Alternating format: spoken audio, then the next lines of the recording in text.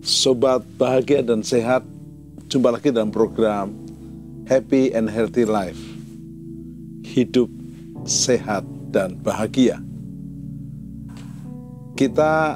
Saya berdua dengan Mas Dr. Jarod ini akan jadi host dua orang yang membombardir narasumber kita spesial. Permisi dok, Dr. Prapti Utami. Wow. Dari herbal medicine, spesialis herbal. Alumni Undip untuk S1-nya, S2-nya?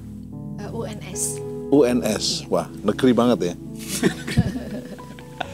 Dan luar biasa, terima kasih untuk dokter. Ya, Sama-sama. kita siap-siap untuk membahas tema yang viral lah, dibutuhkan semua orang, yaitu bahagia, sehat, dengan tekanan darah stabil. Stabil, normal. Karena kalau terlalu rendah bahaya, Tinggi apalagi. tinggi apalagi. Iya. Tetapi supaya semuanya teduh dan nyaman, kita menaikkan sebuah nyanyian, pujian. Semusim berlalu.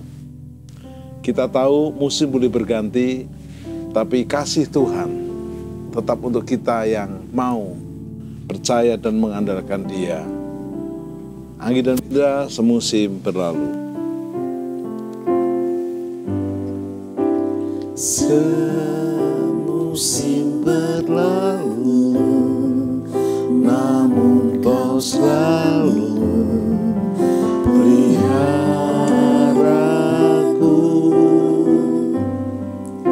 Kasih dan setiamu tak pernah layu di hidupku. Semusim berlalu. Semusim berlalu, namun Kau selalu peliharaku.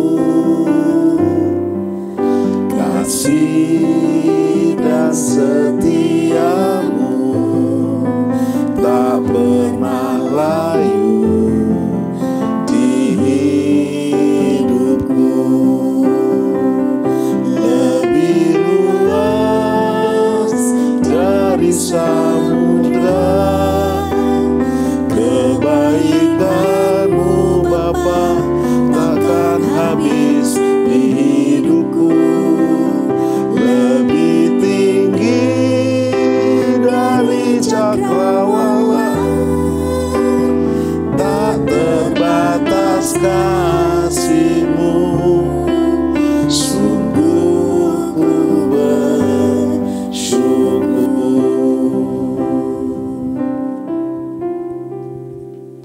Wow.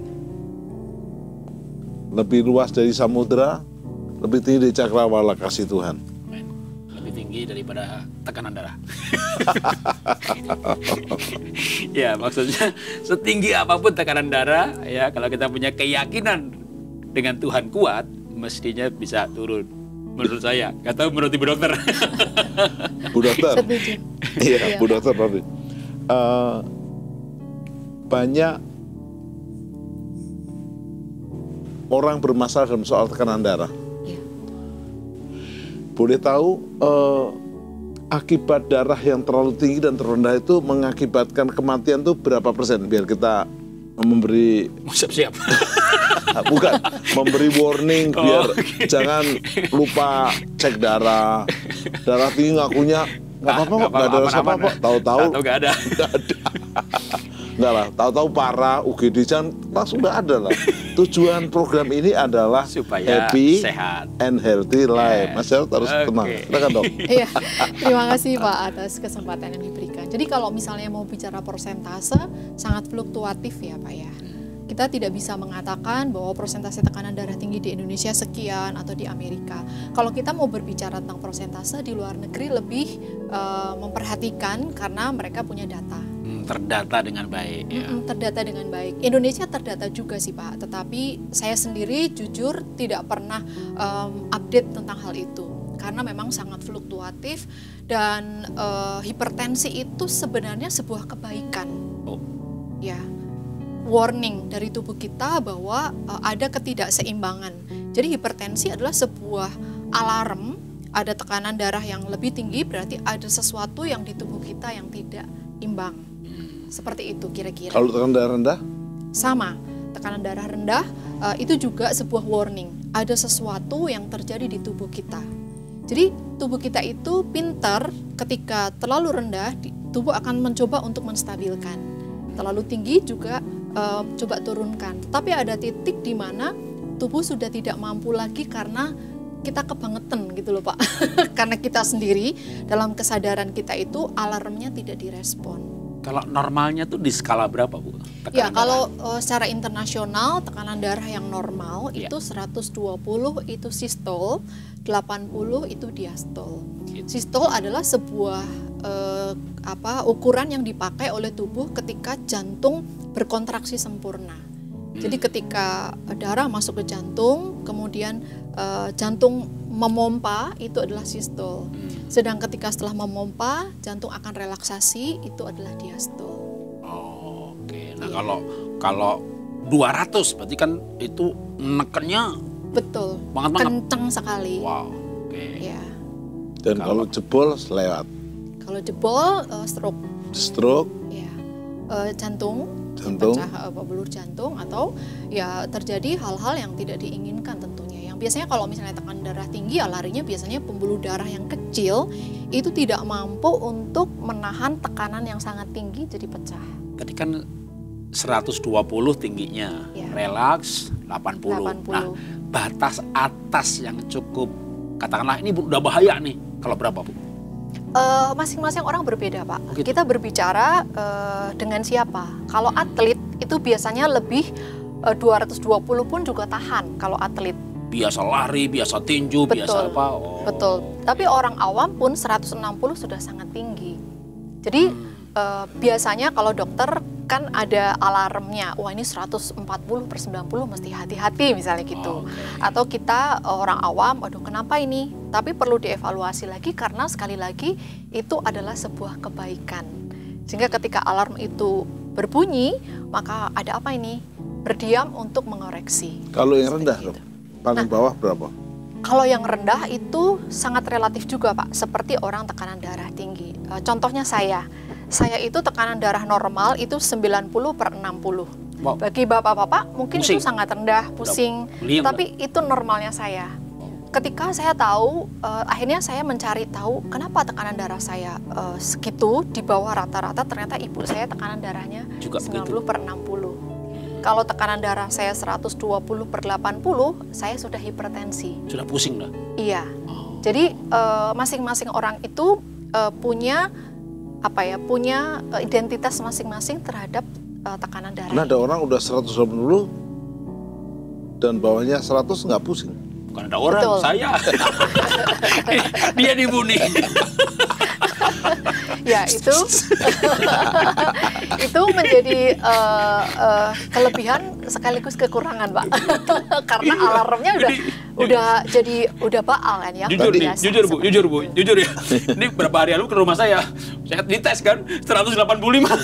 Tapi wajahnya tenang-tenang aja. Kayaknya alatnya perlu diperbaiki. Tapi Iya, mungkin iya. tiap orang beda-beda tadi ya. Kalau Betul, saya 140 udah pasti bangsa udah nggak enak gitu. Iya. Tapi kita lihat Pak Tim tuh 180 dia oke-oke aja gitu. Saya pikir, wih hebat juga Saya nih. setengah atlet. Oh, setengah atlet ya. Saya pernah jumpa dengan seorang atlet, beliau atlet waktu itu beliau umurnya sudah 70 tahun. Oke. Dia atlet, saya lupa, waktu itu saya ukur tekanan darahnya itu 200/120. Wow. Dia sangat santai, dia aman, tidak masalah. Ketika saya tenang gitu ya, ibu tekanan darahnya 200/120. Ibu oke, saya oke. Terus dia bilang, kenapa dokter nggak panik loh? Kenapa saya harus panik? Saya bilang gitu. Kalau saya ke UGD, itu seluruh UGD langsung panik. Oh siapkan ICU apa segala macam. Padahal itu sudah ada di dalam saya sudah bertahun-tahun yang lalu dok. Gitu. Wow. Dia jadi mengapa saya mengatakan bahwa itu adalah sangat subjektif karena demikian latar belakang setiap kita itu akan mempengaruhi tekanan darah kita gitu, sensitivitas kita terhadap stresor, terhadap makanan, terhadap hal-hal yang Dan itu seperti apa ya? Itu juga hormon juga yang mengatur tekanan darah kita. Jadi sangat fluktuatif terhadap hal-hal yang di sekitar kita. Dokter Prapti, tadi belum jawab. Ya Pak. Berapa persen darah tinggi dan darah rendah menyebabkan kematian? Misalnya kalau jantung kan sekian persen, jadi kita hati-hati dengan jantung. Tiap hari saya ngomong jantung baik-baik aja ya. Karena kan menentukan. Saya tidak bisa jawab berapa persen Pak. Karena memang mungkin rata-rata kira-kira aja. Rata-rata mungkin 1/5 ya, 20% ya Pak ya. Maksudnya 5 orang 1 hipertensi. Tapi kalau soal kematian kan mungkin waktu dia meninggal pun dideteksinya bukan hipertensinya ya, mungkin stroke-nya, ininya, jantungnya. Betul, jadi betul. bukan dicatat sebagai orang yang Iya. darah tinggi lalu meninggal gitu. Karena ya. hipertensi itu kan meninggalnya betul bisa stroke. Jadi stroke itu yang bisa terdeteksi Pak. Oh karena stroke meninggal. Kalau hipertensi saja kan mungkin rendah ya Pak ya. Bukan terlalu tetapi kebanyakan kalau di rating itu kan yang menimbulkan kematian kan serangan jantung. Padahal sebelum serangan jantung darah tinggi dulu dia. Iya betul. Sebelum stroke darah tinggi dulu. Tapi dicatatnya serangan jantung. Tapi saya begini tadi, kan tiap orang kan punya tadi skala beda-beda. Iya. Apakah ada hubungannya? Misalnya gini, selama gulanya rendah 150 aman, tapi kalau begitu gulanya tinggi atau misalnya kolesterolnya tinggi, kan adanya gula atau kolesterol dalam darah itu kan misalnya jadi lebih kental, sehingga ketika tinggi gulanya rendah aman, tekanan darahnya tinggi, kolesterol rendah aman. Tapi begitu salah satu tinggi, apakah itu lebih berbahaya? Iya, itu pasti akan menentukan prognosis ya Pak. Prognosis itu adalah harapan. Jadi kita orang medis kan mengatakan, itu prognosisnya gimana? Oh ini tekanan darah saja kok nggak apa-apa. Tapi kalau ada diabetes atau kolesterol, waduh ada dua-duanya nih gitu. Ada semacam kekhawatiran gitu ya.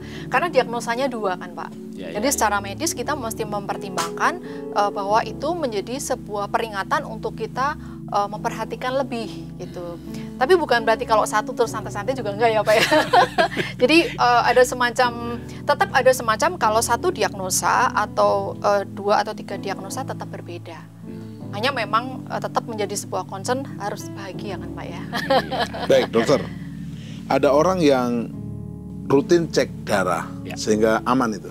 Cek darah itu cek tekanan darah. Iya, cek tekanan darah, cek tekanan darah. Tapi ada orang yang nggak cek tekanan darah, bahkan sudah punya alat di rumah juga di setel karena memang merasa oke. Yeah. Nah, sebenarnya tanda-tanda alarm kalau tekanan darahnya mulai tinggi, rambu-rambunya itu apa ciri-cirinya yang umum, sekaligus yang rendah ya? Ya, kalau saya normal dokter, tapi istri saya juga kayak ibu kayaknya 60, 90. Iya. Jadi begitu dia lemes, dia gemeter, dia keringat dingin, dia tes tuh, bener tuh 50, 80 kerendahan. Nah kalau tinggi saya nggak tahu deh. Saya kalau lapar juga langsung otomatis ya. Kalau lapar lemas, darah rendah gitu. Ciri-ciri tinggi. Yang paling umum sih biasanya pusing kepala ya Pak. Pusing ya. kepala. Pusing kepala. Bayangkan saja kalau misalnya kita macet juga kita pusing kan Pak. Nah kayak gitu. Misalnya ketika kita mau berjalan terus stuck gitu. Ada sesuatu yang kita mesti mencapai ke sana. Misalnya otak ya. Otak itu kan harus mendapatkan suplai oksigen sampai ke sana. Tetapi ketika tidak tersuplai, maka dia akan akan terjadi sesuatu yang kalau tubuh kita bermanifestasi menjadi pusing. Hebat ya. Pusing, baik rendah tinggi pusing. Iya. Kedua, langsung saya checklist. Kalau rendah tadi kan mungkin lebih ke arah kayak gliyeng, Iya, ngantukan, iya. Terus lemes. Iya. Nah kalau tinggi pusing, Iya. apalagi tuh? Pusing biasanya terus sakit. Pusing itu kan macam-macam juga ya. Ada kalau misalnya orang itu punya kecenderungan migrain, dia akan berasa migrain misalnya gitu. Atau ada juga kan kalau pusing kepala tuh kan ada yang biasa pusing di sini, ada yang di sini, ada yang di belakang. Kemudian hampir semuanya sih kalau tadi Bapak bertanya yang rata-rata itu hampir semuanya pusing. Untuk darah tinggi ya? Iya. Terus kedua katanya dia cenderung mudah marah, betul? Mudah marah yang menyebabkan tekanan darah tinggi, Pak. Bukan Jangan tinggi jadi terbalik. mudah marah. Oh. Berarti orang darah tinggi harus sabar. Obatnya sabar. Jangan marah, jangan darah tinggi, jangan marah gitu kan. Atau jangan begini, pengen marah tapi diempet. Jadi nggak bisa marah, darahnya yang naik. Betul.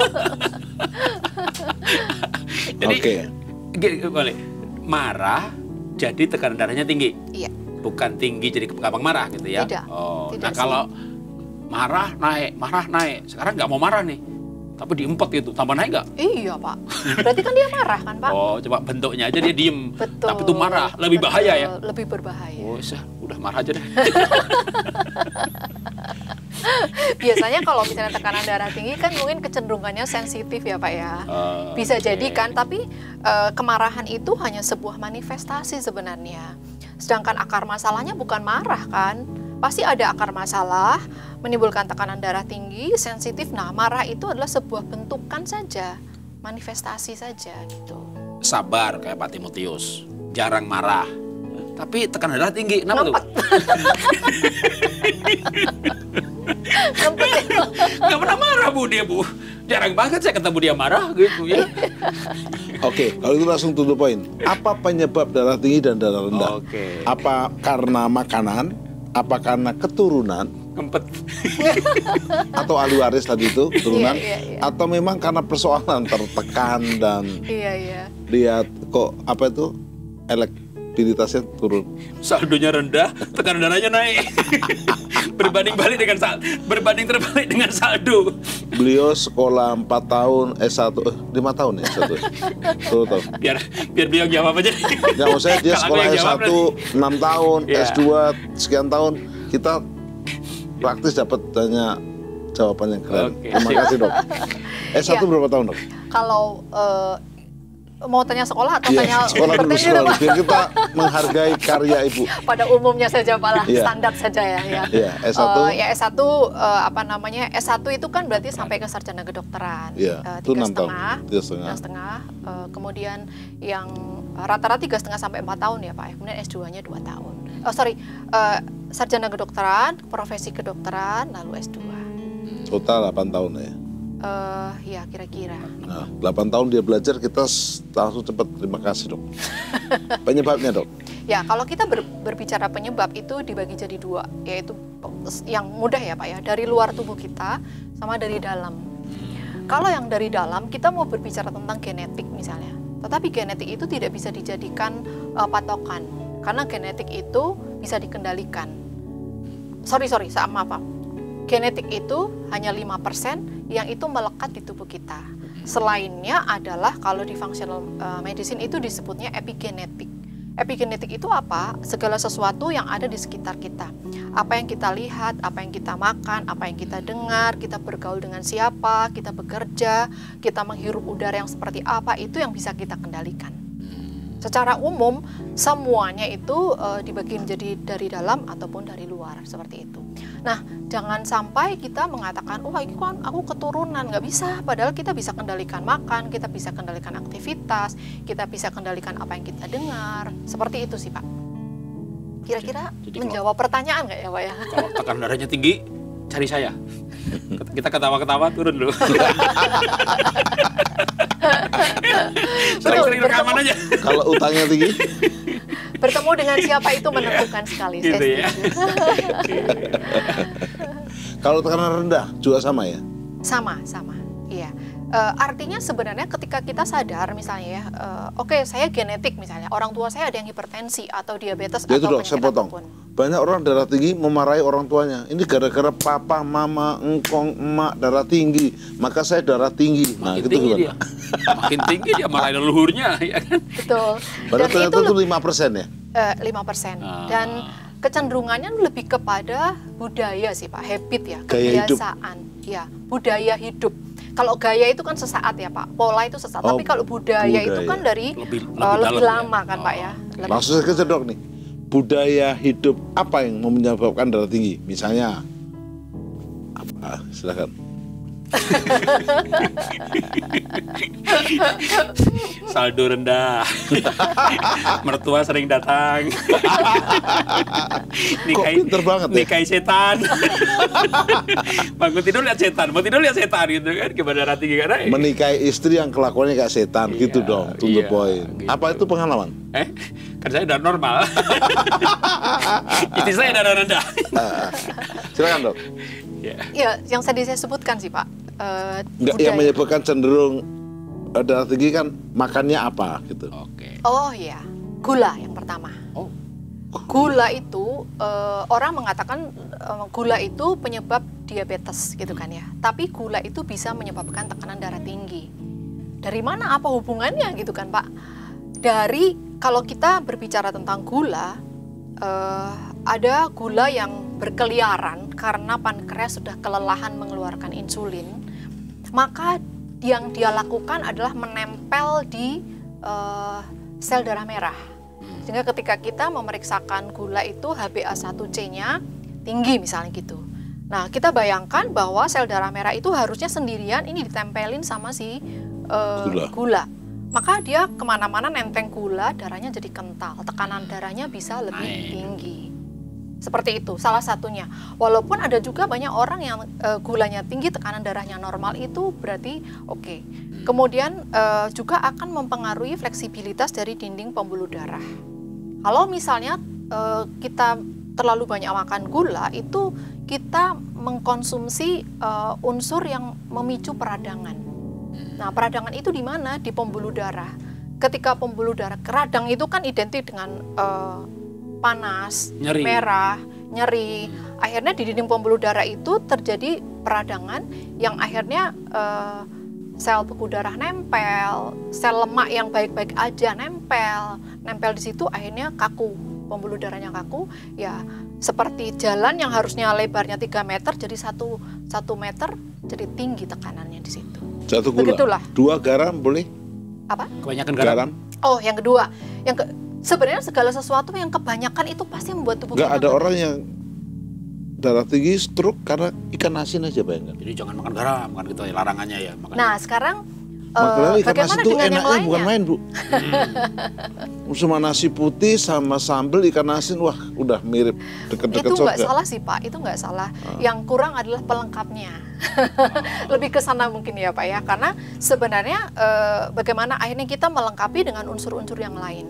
Bukan 4 sehat 5 sempurna yang kita anu sekarang, karena protein tetap diperlukan, tetap mineral, vitamin juga tetap diperlukan. Jadi kalau kita mau berbicara tentang garam, itu seberapa banyak yang kita makan, seperti itu. Tapi kalau orang darahnya tinggi kan banyak yang umum nih ya, Ya. jangan makan garam, jangan makan kambing, Ya. daging warna merah, bener nggak sih? Itu adalah Atau lebih banyak ke mitos atau yang betul? itu cara mengkomunikasikan saja nih Pak, yang kecenderungannya seperti itu gitu. Padahal tidak, gulanya kok nggak dikasih tahu gitu. Kalau misalnya itu, jadi kalau misalnya orang tekanan darahnya tinggi, itu kan ada kecenderungan natrium di tubuhnya tinggi. Oke. Nah, otomatis kenapa Garamnya. timun, kenapa harus diturunkan gitu? Kenapa sebenarnya kalau misalnya ditambahkan air saja, misalnya timun itu sifatnya diuretik kan? Diuretik berarti ada Bagus. banyak bagus Oh, gitu. Oke, jadi Dia yang pantangan tadi kan mengeluarkan. garam kambing banyak dipantang. Karena yang disarankan kalau dari segi makanan tadi timun ya. Iya. Bentar, saya kejar kambing dulu. Hah? Saya kejar kambing dulu. Pengen boleh. coba aja boleh kan? Bukan. Kambing katanya boleh asal enggak makan nasi. Nasi karena juga gulanya sih, itu tadi Pak. itu ya, sebenarnya. Tergantung juga sih Pak, kambingnya seberapa banyak. Jadi kalau kita Kalau satu berbicara ekor seperti kepala itu, ya. kalau kita berbicara seperti itu tuh kita kayak berbicara telur sama ayam duluan mana. Atau Jadi kambing boleh betul-betul- tapi tanpa lemak, hanya dagingnya aja. Tetap juga jangan Kalau menurut banyak-banyak. saya apapun boleh sih. Wah, Hanya ini kabar gembira nih. jumlahnya Oh, jumlah. yang diatur gitu. Iya, iya. Kemudian waktunya juga diatur. Bagaimanapun kalau kita makan kambing atau makan lemak itu tetap aja ada karbohidrat kan Pak yang masuk atau protein yang masuk, dan saluran cerna itu menjadi kunci yang utama sebenarnya. Saluran cerna itu kita tahu tubuh kita itu tersusun dari flora normal atau bakteri baik yang sangat mendukung terhadap seluruh keseimbangan tubuh kita. Sepertinya enggak nyambung, tapi itu nyambung sekali. Jadi kalau makan kambing ya jangan lupa makan timunnya. Yes. Makan kefir atau jus Ya. probiotiknya. Bawang gitu ya. merahnya, seperti itu, kemanginya, gitu. Kalau yang bagus-bagus tadi selain timun apalagi dok yang buat orang darah tinggi-tinggi? Timun, semangka, Wow.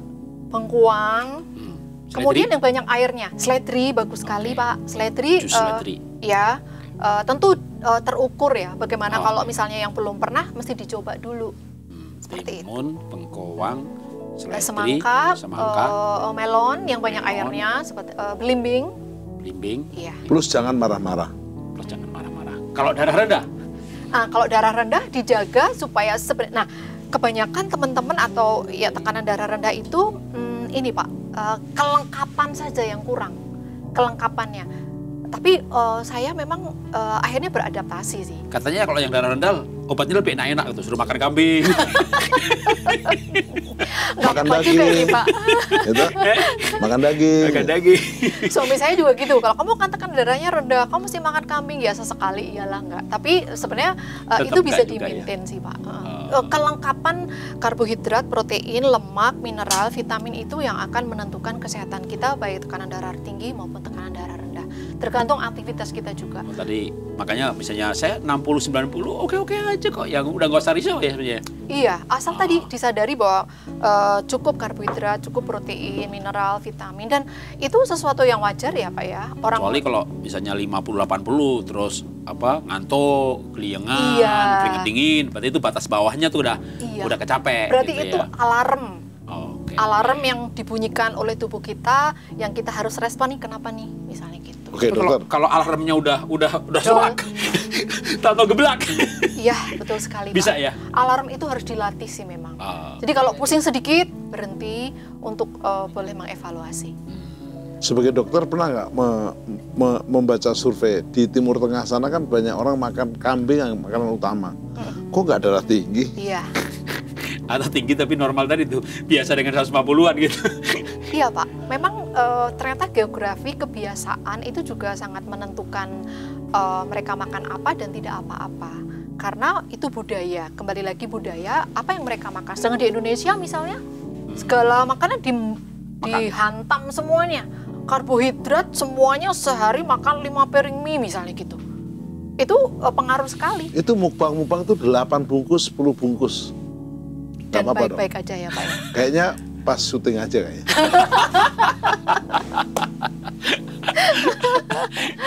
Iya. Sekarang supaya orang menjadi sadar diri tuh Pak. Iya. Ada orang sudah darah tinggi nggak sadar-sadar, darah rendah nggak sadar-sadar.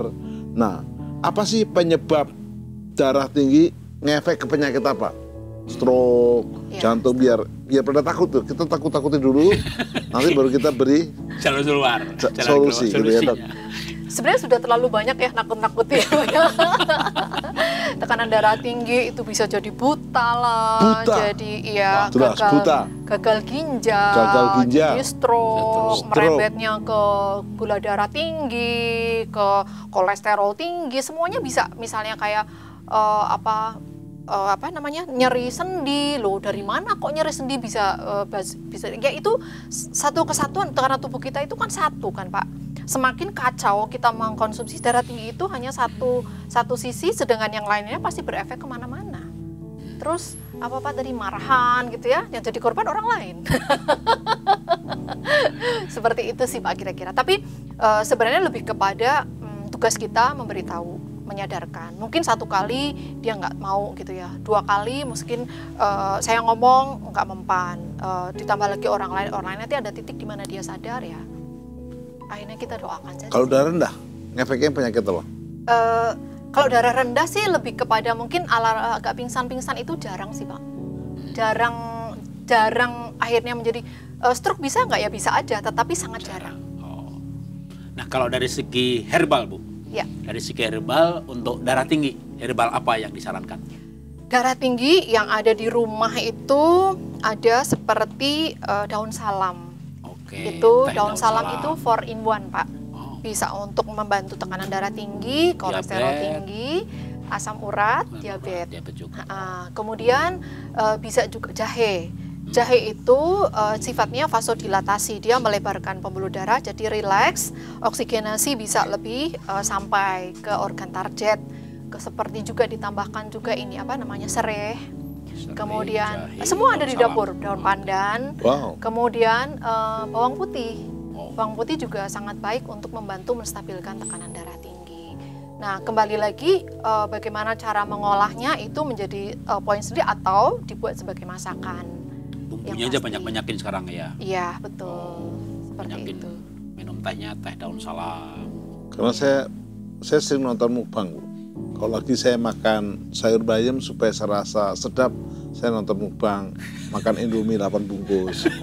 Istri saya berkata, halu, ya. Yang penting saya bayamnya masuk, tapi saya lihat Indomie gitu. Saya sudah 10 tahun makan Indomie. Cium daging, loba, cium daging, seledri. Oke, Dok. Sebelum kita lanjutkan makin seru ini dan Mas Jarod makin lucu ini. Dokter tapi lucu gitu. Kita akan naikkan pujian bahwa kadang kita udah mencoba untuk lebih baik tapi ada waktu Tuhan. Jadi kalau kita sabar, tekun, waktu Tuhan pasti yang terbaik. Silakan Anggi dan Windra, jika terjadi waktu Tuhan yang terbaik. Izinkan sesuatu terjadi. Ku percaya Semua untuk kebaikanku. Bila nanti telah tiba waktumu, ku percaya kuasa-Mu memulihkan hidupku. Bila kau izinkan sesuatu terjadi, ku percaya semua untuk kebaikanku. Bila nanti telah tiba waktumu, ku percaya kuasa-Mu memulihkan hidupku. Waktu Tuhan pasti yang terbaik, walau kadang tak mudah dimengerti. Lewati cobaan, ku tetap percaya waktu Tuhan pasti yang terbaik. Waktu Tuhan pasti yang terbaik, walau kadang tak mudah dimengerti. Lewati cobaan, ku tetap percaya waktu Tuhan pasti yang terbaik. Wow, waktu Tuhan pasti yang terbaik. Amin.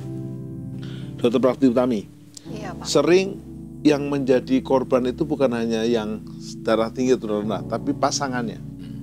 Begitu dia stroke kan istrinya yang dorong. Jadi apa peran istri kalau Atau pesan suami. Ya, atau peran pasangan. suami? Nah ini Mas Jarod penyempalan banyak, tapi sebelumnya kedokteran dulu lah, baru nanti pengalaman. Iya, jadi sebenarnya lebih kepada menyamakan persepsi antara suami dan istri. Ya, Dari sejak awal ketika mereka memutuskan untuk bersama-sama, otomatis mereka satu sama lain adalah satu tubuh kan Pak ya. satu tim ya. Satu tubuh dan menyamakan persepsi itu kan tidak hanya sekedar kamu makan apa, aku makan apa. Tapi setelah makan tetap diatur 3J 1C-nya, misalnya mengenal jenisnya, jadwalnya, jumlahnya, kemudian cara mengolahnya. Nah, menyamakan persepsi ini memang butuh kerendahan hati masing-masing. Itu yang kami lakukan, saya bersama dengan suami. Bukan Mohon maaf, berarti suaminya dokter betul ya? bukan. Suami saya orang biasa, Pak. Suami saya laki-laki. Suaminya pasien. Jadi itu yang kami saling mengingatkan sampai akhirnya titik di mana kami sudah usia tertentu kecenderungan untuk terjadi degenerasi atau penurunan fungsi dari seluruh sel dan organ itu mau tidak mau kita akui mesti datang kan Pak. Nah disitulah akhirnya kita mengambil sikap misalnya yang paling mudah misalnya kurangi gula misalnya gitu. Stop, saya biasanya mengajarkan teman-teman itu stop 5P. Yang semua sintetis, pemanis, kemudian penyedap rasa, pewarna, kemudian pengawet, dan pangan dengan pestisida. Oh. Nah, Stop 5P ini menjadi tagline di kelas kami untuk boleh diaplikasikan secara sederhana di rumah. Nah, itu kompakan dulu Pak, suami istri. Karena kalau enggak, bisa jadi ini anak aku cenderung ke papa, aku ikutan mama, aku suka ini, aku suka itu, seperti itu. Nah, seiring seperti itu sebenarnya yang bertanggung jawab terhadap generasi berikutnya kan kita sebagai orang tua. Kalau orang tua sudah tidak kompak, ya sudah tinggal panen aja anak-anak ini mau ikut yang mana, seperti itu. Itu kita sangat tekankan supaya suami dan istri ini kompakan dulu. Ketika kita menyiapkan segala sesuatu di meja nih, saya salut sekali dengan Pak Jarod sebenarnya. Beliau sudah kompak kan nih dengan pasangan, dengan putra, dengan mantu. Karena sudah kepepet, sudah kepepet. Ya, itu kita ambil hikmahnya kan Pak. Jangan sampai kita kepepet kayak Pak Jarod maksudnya. Beliau sudah membagikan banyak sekali ilmu dan sebagainya yang bisa kita aplikasikan. Dan yang paling mudah itu mulai dari meja makan, dari dapur. Kita kompakan nih. By the way kita udah 50 tahun nih misalnya gitu ya. Kami berdua sudah lebih dari 50 tahun. Sama dok, sama. Kita sama ya Pak. Dan sebenarnya nggak perlu nunggu 50 tahun sih dari muda. Tapi kan kadang-kadang kita masih punya keinginan ya Pak ya. Dan faktor stres yang biasanya kata orang sih Pak, survei mulai 45 tahun kan peaknya lah gitu lah. Nah disitulah akhirnya kesadaran kita itu mesti dibangun supaya kita tidak saling protes. Misalnya ketika ini kok kurang asin ya, tunggu dulu, kita mau lagi ngapain nih, kita melakukan program apa, dan kita komunikasikan kepada anak-anak. Sebentar, saya potong. Sebab anak sekarang beda Bu. Iya. Di meja disediakan. Lalu bilangnya begini Bu, nggak cocok. Langsung dia grab. Selesai. Bahkan kalau maminya pergi keluar kota, Merdeka. bukan, nggak usah siapin makan, OVO-nya diisi aja, selesai. Nah ini caranya gimana nih, kepepet.com-nya ini? Iya, saya dulu kan gara-gara divonis apa namanya diabetes ya. Jadi Syok nggak? Syok. loh saya itu orangnya kan happy life, enjoy gitu kan. Jadi waktu itu saya tuh jujur di gereja itu ada tes gratis gula. Ya, lalu dites itu kan, wih 400. Saya bilang sama istri, gulanya 400 tuh. Tuh gimana tuh? Ah, gratis mana bener gitu. Jadi saya bukan kaget, bukan takut, mengabaikan gitu. Oh. Itu ada sebulan 2 bulan kali, akhirnya istri begini. Itu umur berapa kira-kira? Umur 46 karena tahun 2009. Ya keren. Jadi di usia itu 400 gula gitu, dites gitu, gratis gitu ya. Ya akhirnya istri bilang gini, ya sudah kalau gratis nggak cocok, udah sana bayar gitu ke lab gitu ya. Saya tunda sampai akhirnya istri yang panggilin, tahu udah datang tuh dari Prodia gitu ke rumah gitu kan, dites ya, bayar ya kan. 400 juga. Jadi itu persepsi aja ya Pak ya. Nah, ini istrinya hebat Bu ya, keren nih istrinya. Lalu ya dengan 400 itu boleh kan ditakut-takuti kan. Nanti kamu impoten, nanti kamu buta, nanti kamu begini, kamu begitu. Nah ditakut-takuti ya takut beneran. Lalu akhirnya muncul kepepet tadi ya. Muncul Kepepet.com. Muncul drive untuk pola hidup sehat. Jadi mulai makan, olah hati, olah pikir, olah rasa. Nah singkat cerita ketika gula saya terkendali. Saya potong dulu. Kok bisa 400 tuh gaya hidup seperti apa modelnya? Ya kan semuanya saya makan. Semua yang Karena ada teman saya nih dok, makan nasi, lauknya Indomie. Bahkan nekat teman saya. tambah kerupuk. Minumnya teh manis. Nasi Buahnya durian. putih dicampur nasi goreng. Itu kan triple karbo. Gimana? Iya, Kayaknya supaya kita nggak contoh. Iya, dulu saya kan ya memang makannya seperti itu gitu kan. Belum lagi teh kopi saset itu kan selain gulanya, creamernya, satu hari bisa 45 gelas. Oh ya minum. Jadi ya udah kopinya manis, tehnya manis, apalagi memang saya berasal di Jawa Tengah, gudegnya manis, sayur bayam aja dikasih gula gitu. Jadi emang over gitu kan, selain keturunan. Makan nasi banyak. Nasi banyak. Nah akhirnya radikal waktu itu. Saya nggak mau impoten, saya nggak mau buta, saya nggak mau ini, nggak mau itu gitu kan. Udah nanti muncul radikal, singkat cerita pola hidup sehat. Nah, waktu saya bisa lepas obat sama lepas insulin itu kalau di tempat fitness, juga di tempat di mall itu kan ada tempat-tempat yang gimana kita timbangan digital itu loh. Keluar kan visceral fat berapa, ini berapa, singkat cerita umur gitu loh. Nah, istri anak tuh nimbang semuanya juga gitu kan. Istri misalnya waktu itu 50 gitu ya, dibilang 58. Anak umur 25 dibilang 35. Jadi semuanya pada bilang, "Ah, ini mah timbangan begini mah semuanya dituain. Ujung-ujungnya ini apa suplemen ini gitu kan." Lalu saya nimbang. Waktu umur saya itu 50, hasil timbangannya 40 gitu kan. Jadi saya bilang, tepat, bagus, ini bener, ini alat bener gitu loh. Ya, itu dari hal yang praktis aja mengenai umur biologis. Tapi dari situ tuh kayak istri, anak, keluarga itu mulai ngelihat, papa ya makin sehat juga ya. Nah itu mulai menular gitu. Jadi kita kan susah ngajak orang lain tuh gampang. Yuk Pak Tim, makan sehat. Ayo Bu, makan sehat. Mau ajak istri, itu susah. Ngajak anak itu susah. Kan mereka akan, misalnya tuh gini, ya kan kamu gula tinggi, aku kan enggak. Ya, kamu kan begini, aku kan enggak gitu ya. Mau nikmati, tapi begitu mulai juga namanya umur kan, lutut mulai sakit, atau mulai umur lah karena begitu. Nah itu singkat cerita ya kita sekeluarga akhirnya makan sehat semuanya. Itu. Saya mulai terpengaruh dok. Ya, bagus, Sejak Pak. di rumah Mas Jarod saya minum kopi hitam Iya. Tanpa gula. tanpa gula. Saya biasanya masih campur dok, gula dikit gitu. Sekarang enggak, kata dia gini, nikmati kopi hitam serasa kopi manis. Kalau kurang manis suruh lihat dia. Sambung nih dok, mulai emosi. Nah, kalau sudah terlanjur darah tinggi, Iya. terlanjur darah rendah. Nah, budaya hidup model apa? Istilahnya itu solusinya. Kan udah pada takut nih. Saya juga agak takut tadi kan diabetes. Karena saya punya teman nih, teman baik. Dia darah tinggi, dikasih obat. Lama-lama dia bilang gini, bosen minum obat. Enak aja kok ini, nggak apa-apa, nggak tegang, nggak kaku. Tahu-tahu ginjalnya jebol. Wow. Udah berangkat, udah ke alam yang lain. Ginjalnya jebol itu setelah berhenti minum obat.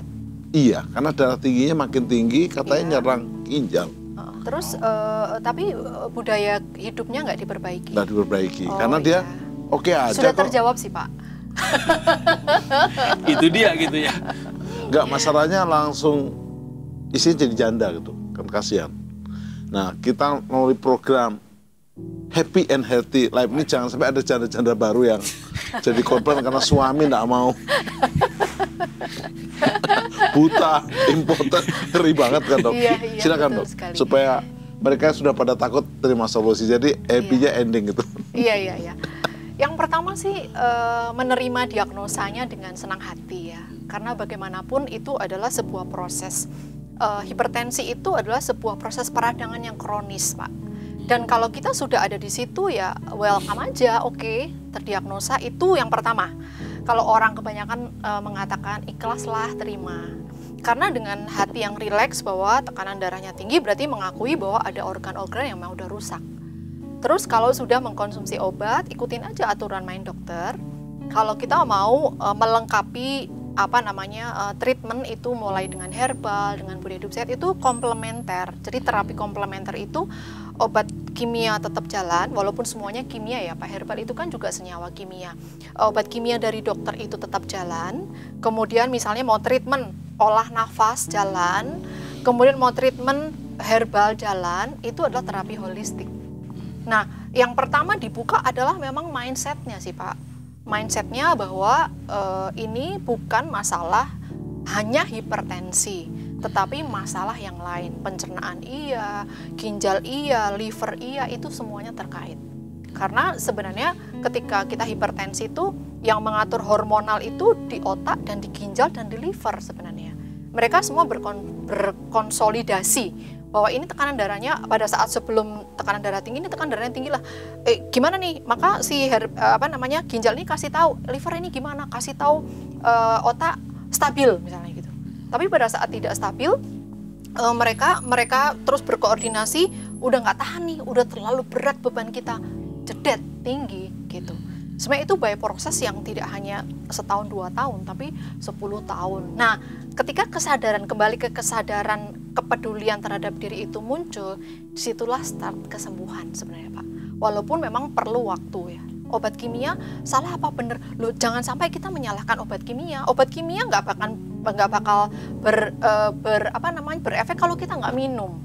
Herbal nggak bakal berefek kalau kita nggak minum.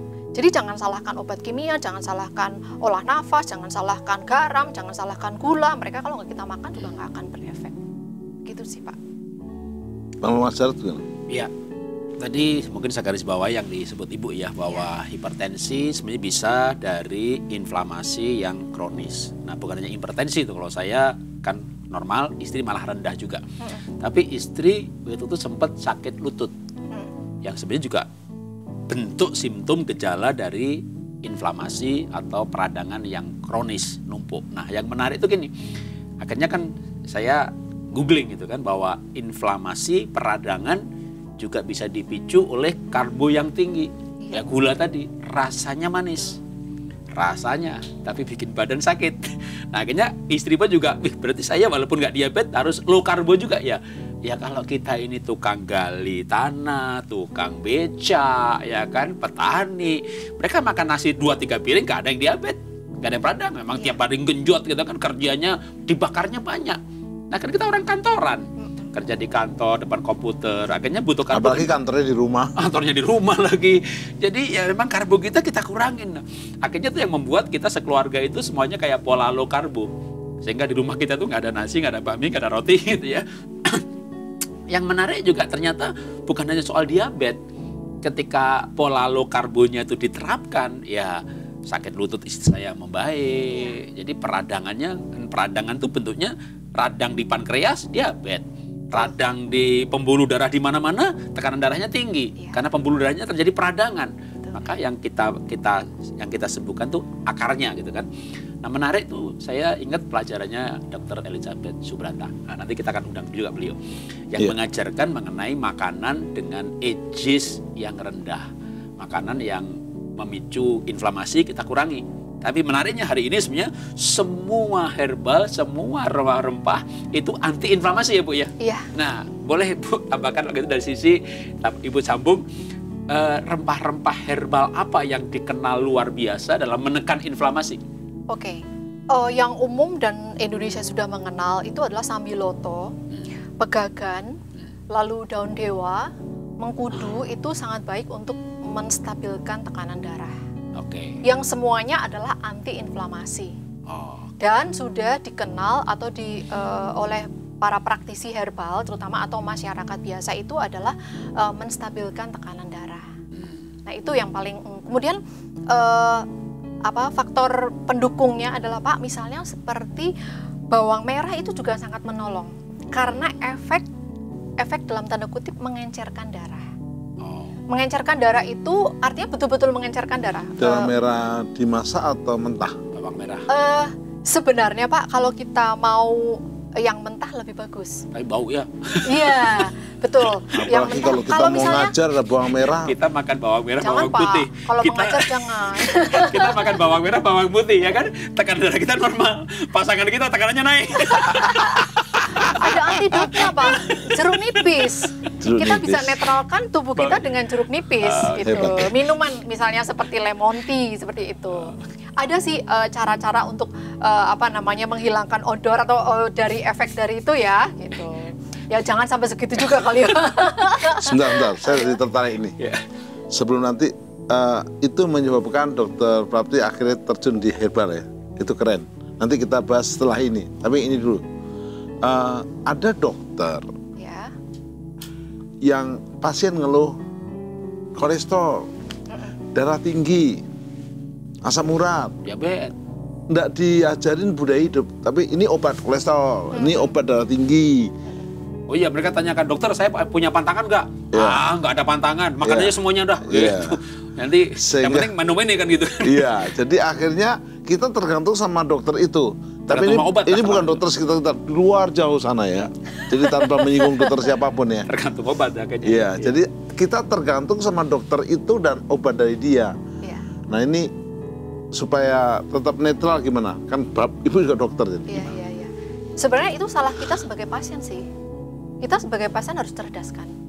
Kita tidak boleh tergantung dengan dokter sekolah untuk membantu masyarakat, mereka lebih aware gitu terhadap dirinya, dan pasien datang kepada dokter kan membutuhkan pertolongan. Nah, dokter punya senjata, dikasih ini kamu ya. Tapi di balik itu kita sebagai pasien juga harus pinter.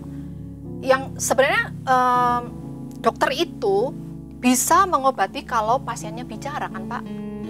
Kalau pasien diem aja dokter nggak bisa ngobatin gitu. Nah berarti yang tahu betul dirinya sendiri adalah si pasien sendiri gitu. Jadi kadang-kadang saya suka bercanda dengan teman-teman, dokter hewan tuh lebih pintar loh daripada dokter manusia. Kenapa hewan diem aja, dokternya bisa ngobatin loh. Ini aku bercanda aja ya Pak ya, karena sebenarnya kita bisa berpartner dengan dokter sebagai teman diskusi gitu, tetapi kita harus menjadi pasien yang pinter, karena yang tahu diri kita sendiri itu bukan dokter Pak, tetapi kita sendiri. Kalau ke dokter dengan keluhan kalau pasien membohongi dokter juga bisa, obatnya bisa salah dong ya? Bisa Pak. Ngaku dengan gejalanya gitu ya. Betul, jadi sebenarnya tanggung jawab kesehatan kita tuh bukan di dokter, bukan di asuransi atau bukan di rumah sakit, enggak, tapi di diri kita sendiri. Nah sebenarnya kan acara ini diselenggarakan untuk pasien supaya pintar kan Pak? Begitu, betul. Pak? Nah itu, jadi kita mesti aware terhadap diri kita sendiri. Siapa yang mau peduli kalau bukan diri kita sendiri kan? Saya juga pernah jadi pasien, pernah juga keluarga berkomunikasi dengan dokter juga manusia sih, diajak diskusi harusnya sih mau, karena kita ketika sekolah juga diminta untuk memberikan kepada masyarakat untuk edukasi. Dosen itu berasal dari kata dosere, dokter itu berasal dari kata dosere atau dosen yang memberikan edukasi atau memberikan pendidikan kepada masyarakat. Teman saya bilang gini dok, lagi makan nih, darah tinggi semua nih, gak apa-apa, saya ada obatnya. Gak apa-apa Pak, tekanan darahnya rendah tapi organ tetap rusak. Oh, kalau gitu saya punya pengalaman sebaliknya nih Mas. Silakan. Saya punya pengalaman sebaliknya.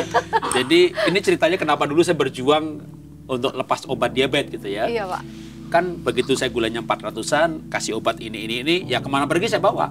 Ya. Kemana pergi saya bawa itu obat. Nah suatu ketika terus lupa? Nah itu dia, suatu ketika waktu itu ingat saya di kota Makassar, obatnya tuh lupa. Dan jadwalnya tuh padat banget. Akhirnya kan aduh nggak keburu nih ke apotek beli. Karena obatnya ketinggalan dan kayaknya jadwal padat nggak sempet ke apotek, ya udah begitu makan soto Makassar tuh, lontongnya pun saya nggak makan, hanya makan dagingnya aja. Kenapa? Ingat nih nggak bawa obat gitu loh. Padahal itu nggak enak. Jadi lontong Makassar tanpa apa tuh? Justru lebih enak, cuma lebih mahal aja kan. 3 mangkok tapi nggak pakai lontong gitu kan. Daging semua. Nah, tapi kan saya orang yang kalau makan daging nggak masalah, tapi makan. Nah, lontong tapi masalah. Intinya tuh gini, setelah 3 hari akhirnya pulang ke Jakarta kan, gulanya bagus. Kenapa? Karena begitu obatnya ketinggalan, saya makannya tak jaga. Iya. Tiba-tiba saya dapat pelajaran begini. Kenapa nggak ketinggalan terus aja? Ketinggalan aja terus gitu dah. Jadi berpikir bahwa obatnya ketinggalan terus itu. Ya artinya terus itu kayak gini loh, karena sadar ketinggalan 3 hari, ternyata gulanya bagus. Bentar, saya kasih dulu. Makan soto Makassar kan, itu kan enaknya pakai lontong. Pak bisa makan 2 porsi tanpa lontong dan enak. Sekarang kan tadi saya bilang, saya itu memandang diri saya ini kalau misalnya binatang gitu ya. Karnivora. Saya ini kambing gitu kan. Jadi lihat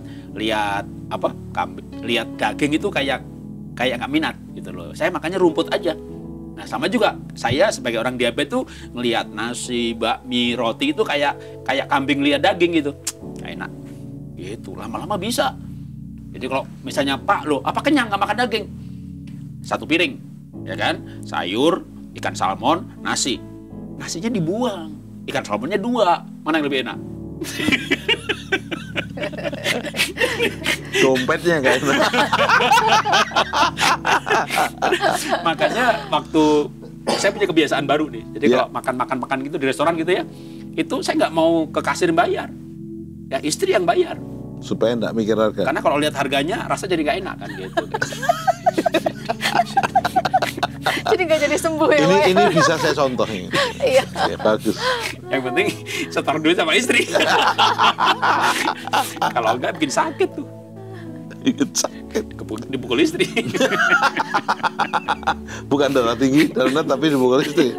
Oke, jadi kita sendiri harus smart ya dok ya. Iya Pak. Jangan ikut terus ini obat ini sebagainya. Iya. Wow. Apalagi sekarang kita bisa akses informasi apapun ya Pak ya. Itu perlu berdiskusi dengan ahlinya atau betul-betul bertanya kepada orang yang tepat gitu sih. Karena banyak sekali Pak orang-orang yang memang akhirnya salah. karena dia merasa gejalanya begini, dia cari di medsos dan sebagainya gitu kan. Dokter tetap dibutuhkan. Tetap kita perlu berkonsultasi kepada orang-orang yang memang mengerti lah sumber yang seperti valid. Ini pancingan dok untuk sisi setelah ini. Akhirnya kita sadar ya, Tuhan tuh ajaib menyediakan herbal untuk menyembuhkan semuanya. Itu 1 menit dok, sebagai closing juga. Ternyata makanan itu bisa menyembuhkan, bukan obat dan sebagainya. Sehingga dokter terjun ke herbal programnya. Bisa dijelaskan dok, sebelum kita closing acara ini. Iya, bersikaplah apa yang ada di sekitar kita itu menjadi obat sebenarnya. Kalaupun herbal itu adalah tanaman yang memang tumbuh di alam yang sudah disediakan. Ada yang mengatakan bahwa obatilah dengan makanan dan makananmu menjadi buatlah makanan itu menjadi obat. Nah, makanan itu termasuk sayur, buah dan herbal. Dan masing-masing daerah di Indonesia, apalagi negara kita yang kepulauan banyak sekali ragam dan macamnya yang kita itu ada di sekitar kita, bahkan gulma pun itu juga bisa menjadi obat. Kenalilah herbal dengan baik, jenisnya, jumlahnya, kapan minumnya, cara mengolahnya, dan bagaimana cara memanfaatkannya. Ini jadi episode kita yang kedua. Makanan jadi obat, jangan obat jadi makanan. Jadi episode kita yang akan datang. Kita akan closing dengan kita menyanyi, memuji Tuhan. Pencipta herbal itu semuanya Tuhan. Yes. Betul. Tuhanlah penyembuh kita. Iya. Kaulah Tuhan penyembuhku. Anggi dan Bindra.